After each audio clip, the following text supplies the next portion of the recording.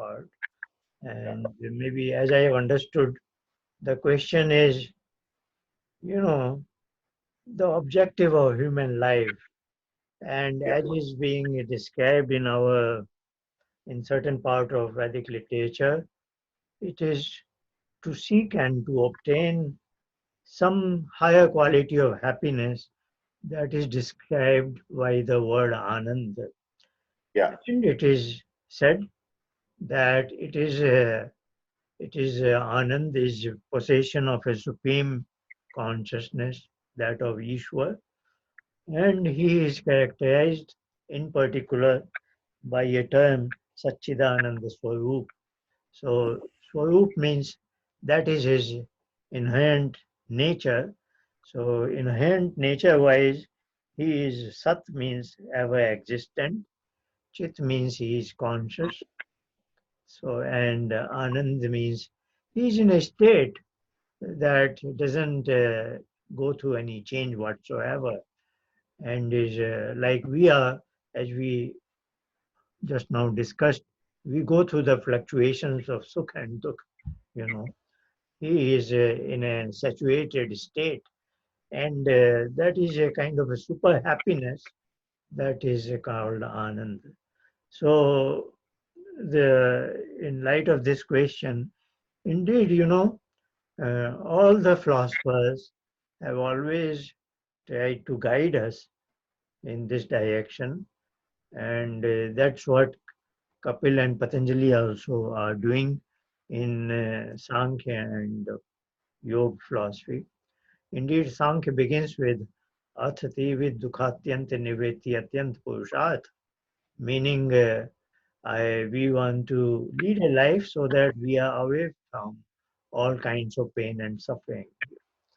And in Patanjali also, he is also trying to say, Heyam dukham anagatam.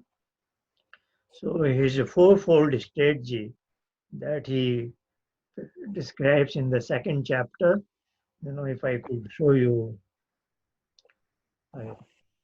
what it is. Yeah.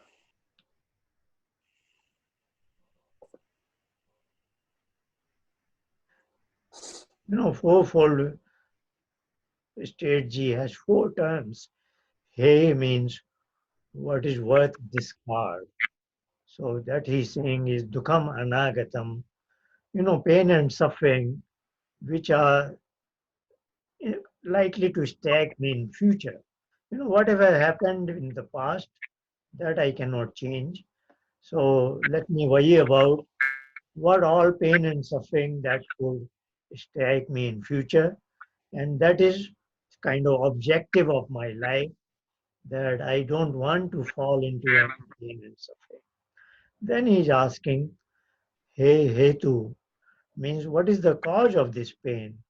And cause of this pain is sanyog means, coming together of this is observer, me, my consciousness, that push, and this is my mind.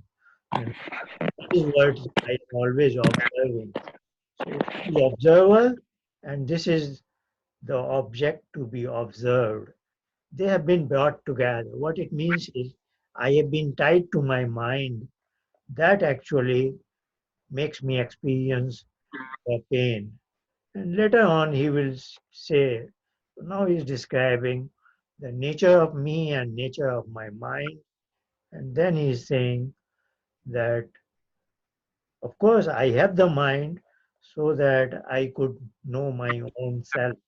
So he's not saying mind is any bad. This is a necessary instrument because that's only brings me, you know, Swarup Uplabdhi Hetu, so that I get to know my true self.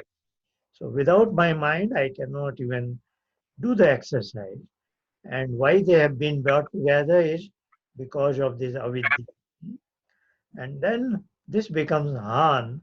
Han is my objective is, you know, abhava of this avidya. Then I will be in Kaivalya. I will be, you know, isolation, alone. not with mind anymore. This is what has been described. And how do I do it? How pi? What is the method to get this objective? Is Vivek Khyati. Vivek Khyati is when I see experientially who I am and what my mind is. I see that's what meditation is. So Mhm. actually, in the early phases of meditation, we don't go into this deep philosophy of all this because 95, 99% people come for meditation just to get away from agitated mind, disturbed mind, or stress of mind, Yeah. and they want some sort of peace of mind. And but there are some who are who may be interested in the finality of all that. So finality of all that is, as you know, as we being our, I don't know, did I do the screen share? I didn't do that. Sorry, I missed out. I was showing all those yoga sutras, but I forgot to do the screen share. Sorry. So I was going through this whole PDF file up and down to show you what I was. But anyway, we have missed it. Which book are So you Vivek referring to? Khyati, this was my last statement. Yeah, yeah. Vivek Khyati Okay. is Hano Pai.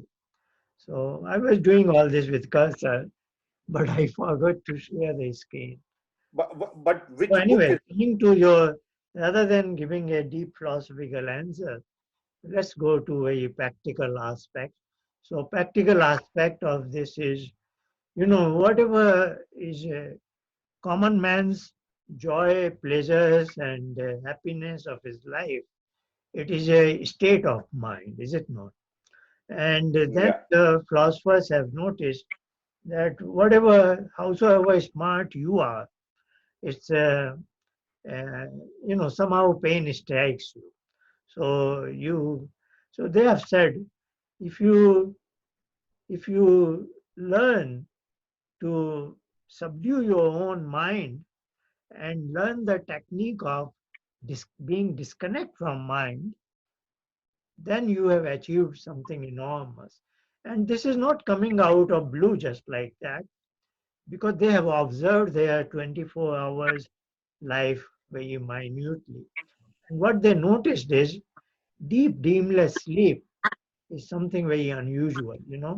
So all other pleasures of life are quite subjective. They don't have that universal acceptance. Anything you can take. If you like a cup of tea in a particular manner, somebody may like in a different manner, or he may go for coffee. There are different choices. So all the pleasures of life are subjective. So we want to ask, and all the human beings in the world have a sense of vacuum. Everybody is saying is after something. He wants to upgrade his level of happiness, so to say. So naturally, something is missing in him, and then he wants to achieve what is missing. So the question arises, is it a faulty design of this whole world that human beings are doomed to die without achieving their final objective? So if it is, then it is a faulty design, is it not? So there must be something, and that's what philosopher conjectured. There must be something. If I achieve that, then I don't go after anything else in the world. And that's what they said. If I learn, this is Vivek Khyati. Vivek Khyati is, Vivek is wisdom. Khyati is that has become so clearly visible, Khyati. So what is it? It is a state when I am disconnect from my mind. So when I am disconnect from my mind, and that is what is happening in deep dreamless sleep. In deep dreamless sleep, I am disconnect from my mind. There is a blackout, and that is kind of gift I got as a default. But this was wonderful in the sense in those hours, no pain could strike me, is it not? So the philosopher is suggesting if in the daytime of your own choice, you can come to this state, hmm, and that is what is the practice of meditation all about, then you are untouched by pain and suffering. But it is better than deep sleep in the sense you are untouched by pain and suffering, but you can feel something absolute pleasure, absolute happiness. And then they say this is what Anand is. Then, of course, somebody can ask, is it my own possession, my own attribute? If it was my own, then I should be always with Anand. But then he noticed, no, it is not my own. Otherwise, how do I get into all the worldly pains and suffering? If my own attribute was Anand, then it is argued that yes, I was with that Supreme Being and he and I borrowed his Anand and I was able to taste it for a while as long as I was with him. We don't highlight this aspect because then it takes us to the concept of Ishwar, which is very much in Sankhya and Yoga philosophy. But nowadays it is slightly out of fashion to talk about Ishwar in the very early part. So my idea is let people come to that level where they become open to such kind of exploration. Otherwise, when you mention Ishwar, then it becomes like a religion, is it not? So we want to say, yes, there is a governing principle that is supreme consciousness, but we don't want to say that is what religions are all about. Or we still want to claim that mainstream science should also explore and reach these conclusions because like Kapil and Patanjali were also scientists basically, but they went beyond their minds. But today's scientist is has his own area of limit of scopes. So I think that will take some time, but not too far in the future, I am sure they will enlarge their scope and include something like non-physical consciousness. That's what we are also. So, scientists are now struggling to understand what our own consciousness is. I think the problem is today a scientist explores what a meditation is leading to. He treats a meditator as an object and scientist is subject. So, when a scientist is examining or is investigating a person who is in meditation, then the result will be same whether the person was deep in meditation or was deep in sleep. So his scientist's conclusion will not be different from that deep meditation is not different from deep sleep. But if he himself becomes the object of interest and he is himself the subject and he does the meditation, then he will come to certain conclusions what Kapil and Patanjali are trying to. So I think the world is moving in the right direction. It takes its own time. But coming to your observation and question, yes, when I am disconnect from mind, like I was in deep sleep, and I will be in deep meditation, then I am disconnect from mind and I am connected to another world. That is, world is not a good word. I am going to a out of the world experience, which is uh, pleasant. But that's why the philosophers did not call it sukh. They call it another word as anand, which is sukh is very much a state of mind. Here it is mind is not involved. So you have subdued all your fluctuations of mind because only after it has been subdued you can disengage from it. So that is very much in objective of human life by the Vedic literature, and Kapil is saying Atyant Purushat. This is the final effort, ultimate effort that a human being can make, you know. So you can say getting to know that supreme being or getting to feel that anand, all these are synonyms, you know. You are connected to that supreme consciousness now.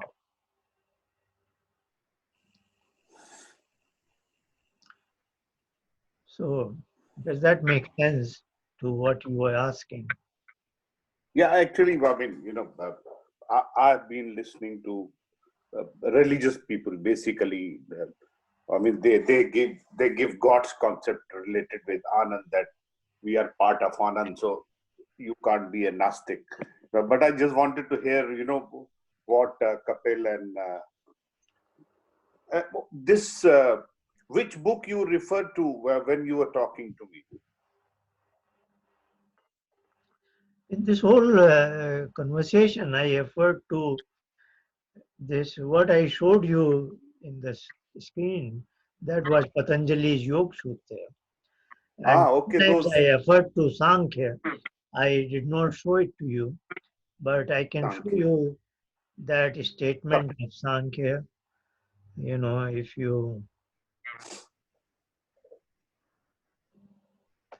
I can show you, I referred to only the starting statement of Sankhya. So let me see if I can open out Sankhya. I Mm. don't, uh, because Sankhya is very elaborate, Uh-huh. and I don't refer it too much unless the need is there. I have seen the Patanjali's suktas. Basically, I had a couple of years back, I read Raj Yoga by Swami Vivekanand. So he has also, explained all his suktas. But Yeah, yoga has become more, kind of famous. Or if you can, let's see if I am. Let me. I am showing you now Sankhya as such. okay, So now this is, only in Devanagari. So, but anyway, this is the very starting statement of Atati vid dukha atyant niveti atyant purusharth. So we were talking about pain of life. So, yeah, this is atyant niveti. You also use the word niveti. So niveti yeah, is to get away from pain. Atyant niveti means, in absolute sense. So that will require atyant purusharth, absolute effort. So okay, he's talking about, that's what is ultimate objectives of human being. That I yes, don't yes, want to suffer pain and suffering. We take all measures, but you know that's what his second statement is. Anuveti darshana. So he's saying dashta tat siddhi. We don't see in the world anybody achieving atyant niveti of dukh, because niveti api anuveti darshana. When you get rid of one pain, another pain strikes you. yeah, So, this is how he goes in much detail. And then he talks about his mind concept. So, his second chapter is on mind, where he is adhivasayo buddhi, and then he is talking ahankar, and then he is talking about mana, Karmendri, you know, yeah, this is buddhi, indi, etc. And then some of the statements are common. For example, this statement, Vettaya Panchtaya Klishta Klishta. This is Patanjali 1.5 also. Okay. So there are a lot of, but that's where the problem is. Modern commentators haven't understood Sankhya properly and they just jump to writing on yoga. So unless you have understood Sankhya, because this is where he talks about mind and its functioning, you cannot interpret Patanjali's philosophy properly. So this is where he's now talking where the vittis are coming. And then he's saying there are 13 instruments, Teyodasham. Hmm? And then which vritti is coming from where? Buddhi is the principal one, Pradhanyam. So, these are very details. This is, and Sankhya, nobody has done justice to Sankhya. Hmm. Everybody went wrong right here. Ahankar, they treated Ahankar as ego, but Yes. Ahankar is actually memory, storage Memory. device of past. Memory. So Yeah. things have just gone out of control in last 200 years, 300 years. There is no correct literature in Sankhya and no in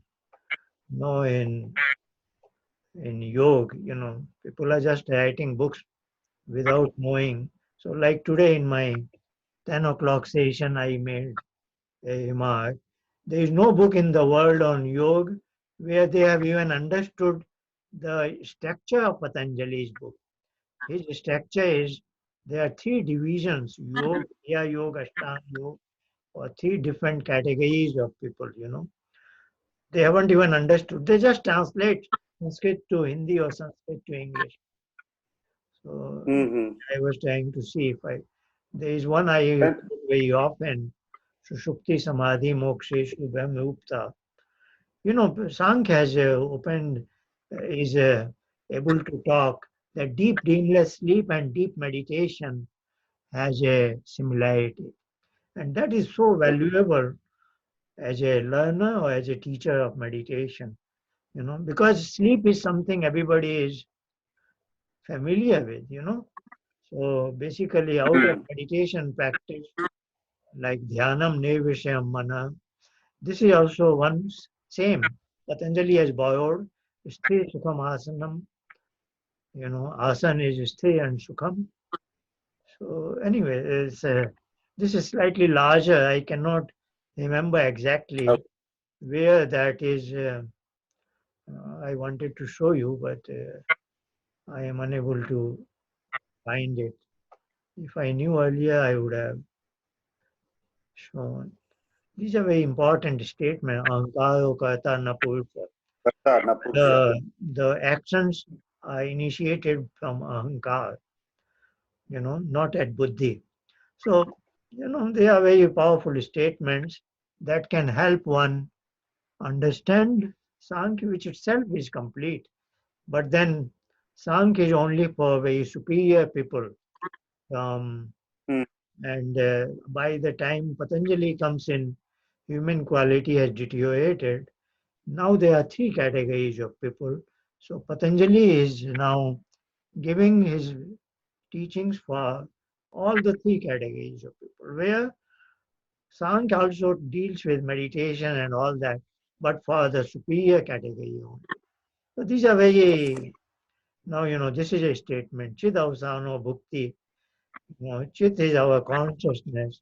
When does our knowledge becomes our bhog? We started today's discussion with sukh and dukh.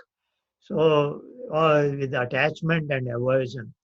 So, same thing, a mature person is going through the same experience, but he doesn't go after the sukh part, is it not?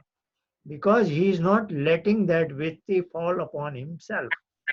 This remains until the point of buddhi only. So, buddhi vritti is not allowed to become bhog vritti.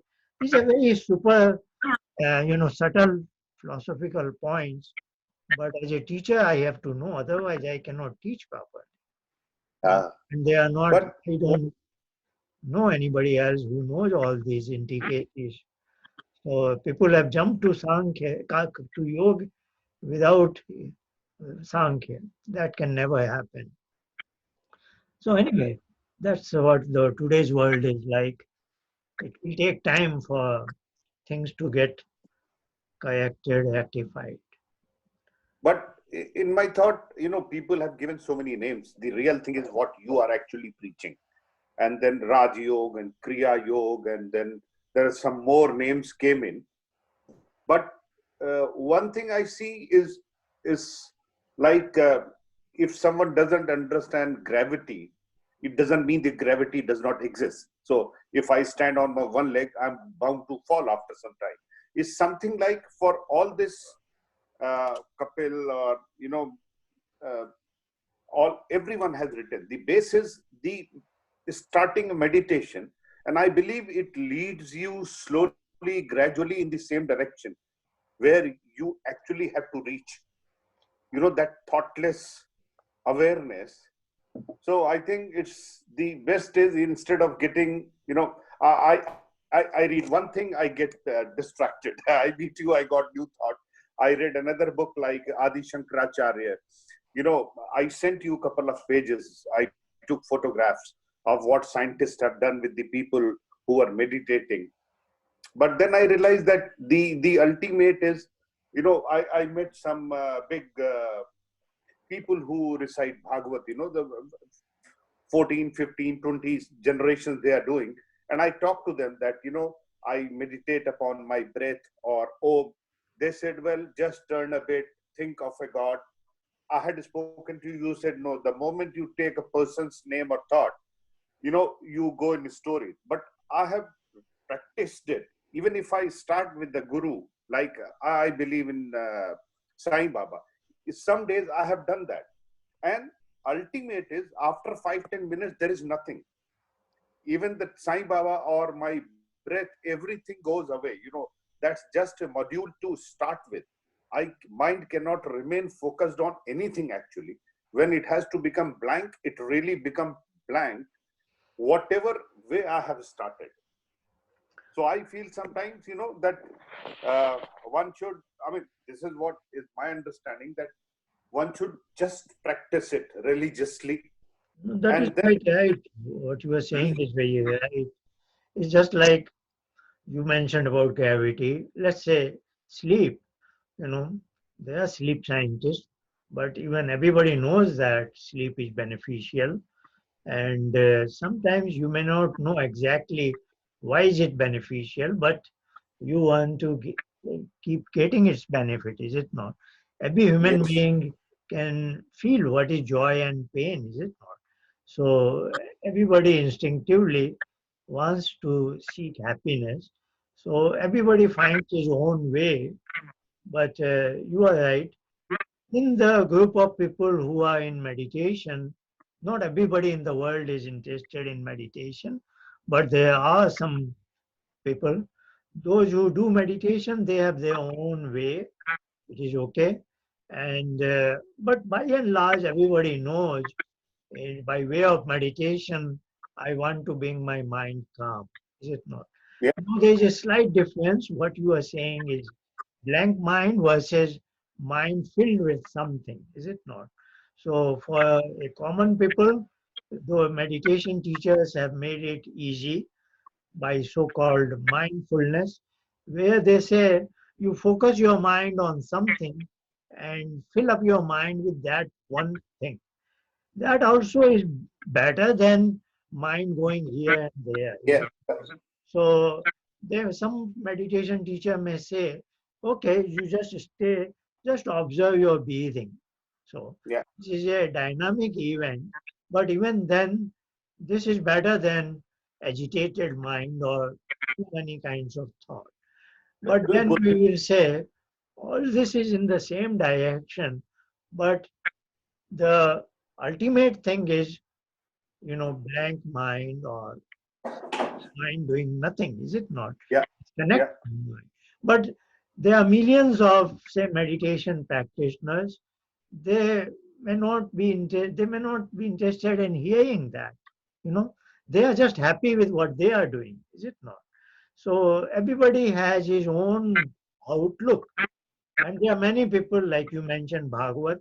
Somebody may say, I get good feeling when I sing a song, when I read a book, or when I listen to a story. if he says he feels good in that and he doesn't want to explore anything else, we cannot force him to do it. That is everybody's limitation. So, but that doesn't prove that this is better than that or that is better than this. It's just life goes on. But as a teacher, if I am teaching something, if I was just practitioner of meditation, then it's a different story. I am doing meditation in a particular way and say I like it, I am happy with it, it's okay. But if I am, say, motivated that I have certain knowledge or something which is good for the humankind and I should share it with others, and so that it doesn't get lost, and I somehow, with great life effort, I have somehow acquired it, otherwise it is not readily available, then I want to teach it. And if Yeah, I want to teach it, then I have to have a better understanding yeah, than yeah, even its all theoretical part, because I may be asked certain questions, or you cannot be a good teacher if you don't have the knowledge of intricate ideas, interwoven ideas. So, everybody does something in his life. So, whether this is a very complex ball game yeah, where what you just now use different terms, Kriya Yoga and so on and so forth. Today, indeed, in our meditation session, that was my topic. So you can see that recording later on, you know. Uh, so we have touched upon that. We don't want to say okay, anything is bad or that way. Even Hatha Yoga is okay. That is, yeah, but I want people to know what is what in its true manner. Yeah, Hatha Yoga is a therapeutic stuff for your physical exercise and health. It is one particular kind of physical exercise. There are hundreds of exercises available in the world. So this is kind of stretching and all a particular way. I'm not saying it is right or wrong. That is not my subject. yeah, But to consider that as in lieu of Patanjali Yoga, I will say that is not a correct practice, is it not? So we want to say Patanjali Yoga means this, and there are a lot of misunderstandings going on. We want people to be aware of all that, you know, or other names similar like Karm Yoga, Kriya Yoga, and all those names. So even Kriya Yoga is Patanjali's term, but some Hatha Yoga teacher is also calling his yoga as Kriya Yoga, is it not? mm, So I would like those who are learning from me, because I want to be very authentic. yeah, It doesn't mean I know everything 100% too, but I have made a great effort to come where I have reached. So I don't want to make compromises. So I want to pass on that so that it is properly understood. We don't want to say the mindfulness is bad or this is bad, that is, nothing is bad. Everything is okay. It has another perspective. So, but the original thing that Sankhya and Yoga actually was trying to teach us, that has to be put forth in a proper manner, which correct. unfortunately I am not aware of any human being or any book or any source, single source where this has been done properly or correctly. So I am that's why very passionate about it, you know, So because that, people are people have made compromises, they have misunderstood it, and yet they have conveyed certain things, which is should not be happening. But just because there are not too many experts on this subject, it has become like a free for all game, open yeah, field. yeah, yeah. Anybody says anything, anybody writes anything. So that actually should not be happening. In other disciplines of science, this will not be allowed. So I am a bit conscious about that. But we have to go ahead. We want more and more people to practice it. So, this is a theory and experiment go hand in hand. So, this is all about science of mind and consciousness. Yeah. So, that is very relevant as we have discussed today.